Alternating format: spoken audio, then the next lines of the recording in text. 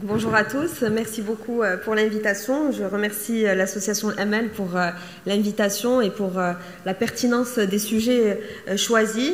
Et donc sans trop tarder, dans le cadre de cette session obstétrique, je vais parler de la part endocrinologique de la patiente diabétique de type 2 pendant la grossesse. Et puis on va pouvoir discuter à l'instar de ces recommandations. Alors, la problématique du diabète qui est posée durant la grossesse, on va voir qu'il y a deux pathologies particulières. Il y a le diabète qui est préexistant à la grossesse, donc le diabète de type 1 et le diabète de type 2, où effectivement les points essentiels sont la programmation périconceptionnelle, l'équilibre glycémique correct, les complications materno-fœtales à éviter, l'adaptation thérapeutique en termes parfois d'insulinothérapie et d'antidiabétiques oraux. Alors on ne va pas discuter aujourd'hui du diabète gestationnel, mais tout de même voir la différence. Le diabète gestationnel est le diabète qu'on va découvrir pendant la grossesse et le dépistage qui va être fait de manière ciblée, pas chez toutes les femmes enceintes, la surveillance qui va être stricte des glycémies et puis surtout le screening des patientes qui ont besoin d'une insulinothérapie pendant leur grossesse. Alors, nous, on va vraiment parler du diabète préexistant à la grossesse ou le diabète découvert pendant la grossesse, mais qui n'est pas le diabète gestationnel, qui est le diabète de type 2. Alors, juste l'épidémiologie pour savoir, c'est 6% des grossesses et ça a augmenté parce que le diabète de type 2 a augmenté dans nos pays et cela en lien avec l'épidémie mondiale de l'obésité et du diabète de type 2. Et donc, tout ce qu'on devrait éviter, c'est les complications et le retentissement maternel et fœtal. Alors, je passe sur le diagnostic du diabète pendant la grossesse au décours d'une HPO, par exemple. Ce dépistage qui se fait en général entre 24 et 28 semaines d'aménorrhée va se faire chez des patientes ciblées. Et donc, on a, après 75 grammes de sucre, on peut avoir du coup des chiffres qui peuvent être pathologiques à 0,92 à jeun, supérieur à 1,80 à 1 heure et supérieur à 1,53 à 2 heures. Alors, juste pour qu'on comprenne un peu la physiologie, vous savez que le profil glycémique de la femme enceinte est différent. Pendant la première moitié de la grossesse, il y a l'anorexie et les vomissements, une tendance même hypoglycémique et de cétose. D'ailleurs, vous le voyez chez vos patientes, au début, elles peuvent avoir des hypoglycémies autour de 0,60, 0,50, et cela est lié au début donc, de la grossesse, aux signes entre guillemets sympathiques de la grossesse, les nausées, les vomissements, et puis surtout une insulinosensibilité qui augmente et des hypoglycémies, surtout nocturnes. La deuxième moitié de la grossesse, c'est au contraire une insulinorésistance qui est hormonale, qui va s'installer avec un hyperinsulinisme qui va se faire pour maintenir la glycémie. Alors, je passe sur le diabète gestationnel, mais on va passer par un cas pratique, une patiente de 34 ans qui est G1P0, qui vous consulte à 5 semaines d'aménorrhée après avoir fait un test bêta-HCG positif par son gynéco. Elle est adressée, elle a une glycémie à jeun à 1,45, une hémoglobine glyquée à 7,5. Elle était traitée sous metformine jusqu'au jour de votre consultation à 1 gramme 2 fois par jour. Alors, quel est votre diagnostic et quelle est votre prise en charge? Donc, bien sûr, vous savez que cette patiente était diabétique antérieure à la grossesse. Donc, c'est une diabétique de type 2 qui va être enceinte. Et en fait, comme elle n'était peut-être pas suivie forcément ou perdue de vue ou pas forcément sur des consultations régulières, elle n'a pas fait de programmation périconceptionnelle et donc elle vient à 7,5 et puis un traitement par metformine 2 grammes par jour. Alors, c'est un diabète qui précède la grossesse, ça, on n'a pas de doute, mais surtout, la prise en charge que vous devez commencer immédiatement, c'est une diététique adaptée avec une éviction des sucres rapides, une diminution des hydrates de carbone, pain et féculents, éviter les grignotages et les collations, mais surtout arrêt de la metformine et mise en place d'une autosurveillance glycémique. Alors, l'autosurveillance glycémique passe forcément par ce qu'on appelle le cycle glycémique. Et puis, elle revient vous voir avec son carnet d'autosurveillance glycémique et regardez un petit peu, on va essayer de l'analyser ensemble. Le premier jour, elle a une glycémie à jeun à 1,45, à 10 heures 1,35, à midi 0,75, à 14 heures 1,55, à 19 heures 0,99, à 21 heures 1,67. Le lendemain, elle se réveille à 1,39, puis elle augmente 2 heures après, puis elle renormalise à midi, 14 heures 1,87, 1,03, 1,28, et puis le troisième jour, elle est à 1,87, à 10 heures 1,49, elle fait même limite une hypo à 0,65 à midi, à 14 heures elle est à 1,74, à 19 heures 1,21 et à 21 heures 1,98. Qu'est-ce que vous en pensez?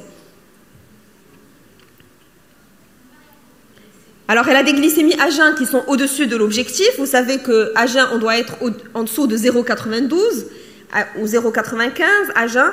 Et en postprandial, 2 heures après, on doit être strict, on doit être en dessous de 1,20. Très bien. Donc, quand vous voyez le cycle glycémique de cette patiente, vous voyez qu'elle a des glycémies à jeun qui sont au-dessus de l'objectif et des glycémies postprandiales à 10 heures au-dessus, à 14 heures et même parfois à 21 heures. Donc, c'est une patiente où la diététique seule n'est pas suffisante. Il faudrait donc l'insuliner. Et donc, le seul traitement aujourd'hui qui a l'AMM pendant la grossesse, c'est l'insulinothérapie. Et donc, vous allez l'insuliner, vous allez arrêter les antidiabétiques oraux vous avez déjà fait la première consultation, et vous allez commencer par une insuline analogue lent. Alors, juste à la différence du diabète gestationnel, au diabète gestationnel, ce qui augmente au début, c'est les GPP. Alors que les diabétiques qui précèdent la grossesse, vous avez même des glycémies à jeun qui sont élevées, mais surtout des glycémies à jeun qui sont élevées parce que vous reprenez la même physiopathologie du diabète de type 2, c'est-à-dire une hypersécrétion glucosique le soir avec une augmentation de la néoglucogénèse hépatique le soir. Et donc, c'est des patientes qui se réveillent à jeun élevé. Donc, première différence avec le diabète gestationnel, c'est que souvent, la première insuline qu'on doit débuter chez une patiente diabétique pendant la grossesse, c'est plutôt l'insuline basale. Au contraire que dans le diabète gestationnel, c'est plutôt les rapides au repas. Donc, alors, on a commencé à 12, mais vous aurez pu commencer à 8 ou à 10. Ça dépend de quoi? Ça dépend de votre glycémie à jeun et de l'objectif de votre glycémie à jeun. Ça dépend de votre hémoglobine glyquée de départ. Quelqu'un qui a 7,5, 8, vous pouvez commencer à 12, 14. Quelqu'un qui a 6, 8 ou 7 et qui commence à peine à augmenter ses glycémies à jeun, vous pouvez commencer à 8 unités. Mais surtout, quelle que soit la dose avec laquelle vous allez commencer, il faut surtout titrer votre dose d'insuline sur la glycémie à jeun. Cette titration se fait comme votre titration standard de 2 plus 2 jusqu'à avoir une glycémie à jeun en dessous de 0,95. Et là, on est beaucoup plus strict que pendant les objectifs en dehors de la grossesse. Alors bien sûr, une fois que vous allez commencer, initier et titrer, vous revoyez votre patiente. Alors vous la revoyez à 1 semaine avec ce cycle d'autosurveillance. Et donc avec des objectifs bien sûr que vous connaissez, en dessous de 0,95 à jeun et des GPP 2 heures après en dessous d'1,20 g. Et si vous voyez un petit peu le cycle d'autosurveillance glycémique, vous avez été très correct donc, sur l'objectif des glycémies à jeun. À chaque fois qu'elle va précéder un repas, vous avez des glycémies dans l'objectif. Vous avez des GPP à 14 h et 21 h, donc après le déjeuner et après le dîner, qui sont corrects. Par contre, quand vous voyez, vous avez une glycémie GPP de 10 h qui est élevée, alors que votre patiente rebaisse à midi. Et donc, qu'est-ce que vous allez faire? Une rapide le matin. Alors, si vous mettez une rapide le matin chez cette patiente, qu'est-ce qui va se passer à midi? Elle a déjà des hypos à midi sans que vous mettiez de rapide. Et donc, si vous mettez une rapide le matin, c'est le piège, vous allez faire des hypos le midi. Et ça, c'est typiquement le profil des diabétiques de type 2, c'est qu'après le repas du petit déjeuner, c'est un repas très hyperglycémiant qui va faire une sécrétion d'hyperinsulinisme, parce que, rappelez-vous, ils ont des hyperinsulinismes importants, et donc c'est leur insuline endogène qui fait l'hypoglycémie à midi, c'est pas votre basale, vous êtes d'accord? Et donc, surtout pas de rapide le matin, et donc, il faut surtout fractionner votre petit déjeuner, soit rééquilibrer le petit déjeuner ou le fractionner, c'est-à-dire si la dame prend 80 g de pain, lui demander de le prendre en 2 fois, diminuer la dose de sucre rapide si elle en prend, éviter les fruits le matin, parce que c'est typiquement des patientes que quand vous allez corriger votre repas du petit déjeuner, vous allez corriger votre GPP de 10 h et vous allez avoir des cycles parfaits. C'est ce que vous faites chez cette patiente et ça marche bien, et donc vous la revoyez après pour votre suivi. Quel suivi votre patiente diabétique de type 2? C'est des consultations mensuelles. Comme chez le gynéco, elle doit voir son diabétologue tous les mois. Parce que c'est important de voir le cycle d'autosurveillance glycémique. L'hémoglobine glyquée, elle est très difficile et à interpréter avec précaution. Vous savez que une des raisons des défaillances de l'hémoglobine glyquée ou des biais d'interprétation de l'hémoglobine glyquée, c'est la grossesse. Parce qu'il y a de l'hémodilution, parce que vous avez un hématocrite qui n'est pas le même, et parce que vous avez souvent des anémies. Donc l'hémoglobine glyquée n'est pas un gros point d'interprétation pour votre équilibre. Ce qui prime, c'est le cycle d'autosurveillance glycémique. Et vraiment, le deuxième message, c'est que pendant la grossesse, on est très strict. Il faut 6 glycémies par jour. Et quand vous voyez que c'est très bien équilibré, vous pouvez baisser à 6 glycémies 3 fois par semaine, un jour oui, un jour non. Et donc, l'intérêt de l'autosurveillance glycémique est très important. Alors, vous revoyez votre patiente tous les mois, ça se passe très bien, et vous la revoyez au 5e mois, avec un cycle d'autosurveillance qui est le suivant, et une hémoglobine glyquée à 6,9. Donc, quand vous réanalysez votre cycle glycémique, vous voyez des glycémies à jeun qui sont correctes, et là, des postprandiales le matin qui sont correctes, à 14 heures ça augmente, et le soir ça augmente. Alors que quand vous avez bien équilibré votre petit déjeuner, c'est plutôt bien. Et ici donc, qu'est-ce que vous allez faire? Vous avez bien évolué la grossesse, on est sur des doses d'insuline basale qui sont bonnes pour la glycémie à jeun. Et donc ici, vous voyez que la GPP de 14 heures et du dîner n'est pas bonne. Et donc il y a indication à instaurer des bolus de rapide. Donc instaurer un analogue rapide le midi et le soir pour pouvoir avoir des objectifs de glycémie postprandiale qui soient corrects, c'est-à-dire en dessous de 1,20 g. Alors vous commencez, il n'y a pas de règle bien sûr, mais vous commencez à 6 unités le midi, 4 unités le soir. Ce sont des doses qui sont recommandées par l'ADA et par le CRAT pour pouvoir adapter ensuite, mais surtout toujours la règle, c'est titrer en fonction de la GPP. Alors, concernant le dépistage, vous savez que le diabète gestationnel, c'est un dépistage particulier. C'est des femmes qui sont au-dessus de 35 ans, qui ont un IMC supérieur ou égal à 25, un antécédent de diabète chez les apparentés, un antécédent personnel de DG ou un antécédent personnel de macrosome, que le dépistage se fait avec une glycémie à jeun ou une HPO au 6e mois, et surtout les critères qu'on a vus tout à l'heure. Alors, les complications obstétricales, que ce soit pour le diabète de type 2 ou pour le diabète gestationnel, sont les mêmes chez la maman. L'augmentation du taux de césarienne, une HTA gravidique et une prééclampsie, un diabète de type 2, alors ces dames sont déjà présentes un diabète de type 2 antérieur, mais pour le diabète gestationnel, c'est un risque relatif multiplié par 7 dans le cadre d'un diabète même gestationnel sur une grossesse ultérieure. Alors pour l'enfant, une macrosomie fœtale, un hydramnios dès 26 semaines, une prématurité avec des malformations intra-utérines, accouchement, dystocie des épaules, fracture de la clavicule, mais surtout un risque d'obésité et de diabète de type 2 chez l'enfant né d'une maman diabétique de type 2 ou d'un diabète gestationnel. Alors les complications fœtales sont aussi les mêmes, qu'elles soient chez les enfants nés d'un diabète gestationnel ou de diabète de type 2, c'est le risque d'hypoglycémie. Et ce risque d'hypoglycémie est lié à l'hyperinsulinisme fœtal. Vous l'expliquez facilement, durant la grossesse, vous avez du sucre qui passe la barrière placentaire chez l'enfant. L'enfant, donc durant le cordon ombilical, il y a toujours de la glycémie qui augmente quand cela se voit quand les glycémies ne sont pas bien équilibrées, au-delà des objectifs que nous a recommandé les sociétés savantes. Mais au-delà de cet objectif, quand vous avez plus de 1,20 en postprandial et plus de 0,95 à jeun, le bébé reçoit la glycémie comme donc du sucre et lui a un pancréas qui est complètement fonctionnel, il va sécréter de l'insuline. En même temps, il va grossir parce que l'insuline, c'est une hormone qui fait prendre du poids. C'est pourquoi il est macrosome. Et qu'est-ce qui se passe à l'accouchement? À l'accouchement, on coupe le cordon ombilical. Quand on va couper le cordon ombilical, il n'y a plus de glycémie qui passe chez le bébé. Mais lui a un hyperinsulinisme qui s'est créé pendant la grossesse. L'insuline ayant toujours été habituée à être sécrétée, risque l'hypoglycémie qui est très fatale chez le fœtus. Le risque d'hypoglycémie va engendrer l'hypocalcémie par diminution des apports et l'hyperanabolisme. Et donc, l'hypoglycémie chez un fœtus, c'est le risque de convulsions, c'est le risque de troubles neurologiques. Donc, c'est quand même quelque chose de très important à éviter. Le risque de maladie des membranes hyalines, de détresse respiratoire transitoire et bien sûr, les complications de la macrosomie. Alors, concernant les complications chroniques du diabète de type 2, surtout la complication qu'on craint dans le diabète de type 2 chez la femme enceinte, c'est l'aggravation de la maladie rétinienne chez la maman.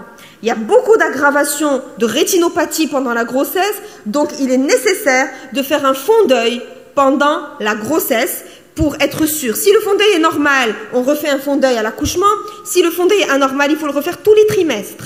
Et puis, les malformations cardiaques, cela ne se voit que quand il y a une hémoglobine glyquée élevée, c'est-à-dire chez les mamans dont le diabète de type 2 était déséquilibré et qui sont enceintes.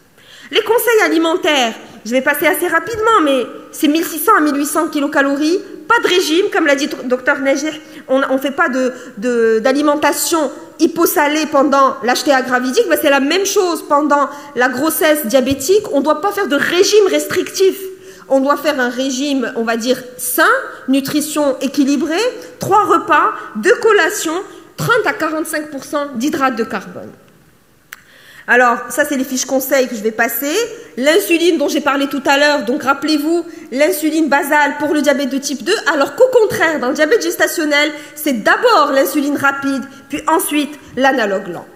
Alors, quelle est la place de l'insuline durant la grossesse? Et je vais finir là-dessus, c'est que ça a quand même sauvé pas mal de diabétiques et on a pu aujourd'hui avoir des accouchements très favorables avec des diabètes de type 2 et puis une insulinothérapie qui a permis de vraiment réconforter nos patientes et d'avoir le moins de complications possibles. Donc, concernant les études, alors DCCT et APO ont montré un bénéfice de la normoglycémie avant et pendant la grossesse chez les patients diabétiques de type 1 et de type 2 pendant la grossesse au cours du diabète gestationnel pour le développement normal. Alors juste, je fais un point sur la metformine. Vous savez que par exemple dans des pays, notamment la Suisse, la metformine a l'AMM dans le diabète de type 2 chez la femme enceinte et dans le diabète gestationnel. Ce n'est pas le cas au Maroc. Et je finis sur ce cas pour que vous fassiez un petit peu la différence. Ici, on a une patiente de 36 ans qui est enceinte pour la 2e fois. Elle est à 25 semaines. Elle a comme antécédent un diabète de type 2 chez la maman. Elle a accouché pour la première fois à terme par césarienne d'un garçon macrosome. Et puis, elle n'était pas connue diabétique de type 2. Vous l'avez vu pour la première fois à 25 semaines. Vous faites une glycémie à jeun, elle est à 1,37. Vous contrôlez à 1,28. Elle n'était pas connue diabétique. Qu'est-ce que vous en pensez? Elle est quoi? Diabète gestationnel ou diabète de type 2? Diabète de type 2. Parce que dans le diabète gestationnel, la glycémie ne dépasse pas 1,26. Donc dès que vous avez supérieur à 1,26 alors que même elle n'était pas connue diabétique, ça s'appelle un diabète de type 2 découvert pendant la grossesse. Notre première patiente, c'était un diabète de type 2 qui était précédent à votre grossesse. Là, c'est un diabète de type 2 que vous découvrez pendant la grossesse, normalement qui devrait avoir aussi une programmation périconceptionnelle. Donc, juste pour que vous sachiez, le rôle du diabétologue et de l'obstétricien dans le bilan périconceptionnel du diabète de type 2, un bilan complet, notamment fond d'œil, créatinine, microalbuminurie. L'hémoglobine glyquée, normalement, doit être en dessous de 7%, voire même 6,5% pour manager une bonne grossesse et pour autoriser la grossesse. Recherche de foyer infectieux, mise à l'insuline si le diabète de type 2 et arrêt des ADO. Introduire, pour toute femme, la spéciafoldine jusqu'au 1er trimestre. Et puis tout le bilan qui est standard. Alors, je passe parce que je n'aurai pas le temps de vous parler de la physiopathologie, mais je finis juste sur l'adaptation de l'insulinothérapie durant la corticothérapie. Vous savez que vous avez des patientes diabétiques de type 2 qui auront besoin, par leur obstétricien, de faire une cure de corticothérapie pour une prématurité possible, une HTA gravidique, une prééclampsie. Et donc, c'est des patientes qui vont avoir besoin d'une adaptation d'insuline pour leur diabète de type 2. Et donc, rappelez-vous que les recommandations, c'est qu'il faut augmenter dès le 1er jour de 25%, le 2e et le 3e jour de 40%, le 4e jour de 20%, 5e jour de 10 à 20%, puis revenir aux doses habituelles. C'est un tableau que je vous conseille d'avoir, parce que quand vous allez adapter les doses d'insuline, vous devez quand même adapter par rapport à la corticothérapie. Alors, juste en pratique, le diabète de type 2, c'est une programmation obligatoire. Normalement, une hémoglobine glyquée, dans l'idéal, qui doit être en dessous de 6,5. Switcher l'ADO par l'insulinothérapie, débuter par l'analogue lent, puis en fonction des GPP, durant votre autosurveillance, les analogues rapides. Alors que pour le diabète gestationnel, c'est plutôt un dépistage ciblé, comme on l'a vu tout à l'heure, une insulinothérapie dès que les RHD ne sont pas suffisantes, et c'est souvent débuter par des insulines rapides et ensuite un suivi post-mortem très important parce qu'il y a un risque de diabète de type 2 qui se voit. Alors, je finis sur cette plaque parce que j'ai beaucoup de questions sur la metformine et l'allaitement. Vous avez arrêté votre metformine chez la patiente en début de consultation et puis dès qu'elle accouche, vous allez arrêter l'insuline et vous allez remettre la metformine. La metformine est possible pendant l'allaitement aux doses habituelles de 2 grammes par jour. Elle passe très peu. Donc regardez, c'est 10 à 15% qui passent dans le sérum. Il n'y a aucune complication par rapport à cela. Deuxième élément et dernier message, c'est que les patientes qui vous posent la question, j'ai pris de la metformine pendant 6 semaines, 7 semaines, 10 semaines, je ne savais pas que j'étais enceinte, est-ce que c'est grave? La réponse est non. La preuve, c'est qu'il y a l'AMM en Suisse et dans d'autres pays. Donc il faut rassurer les patientes quant au risque malformatif et je vous remercie pour votre attention. Merci.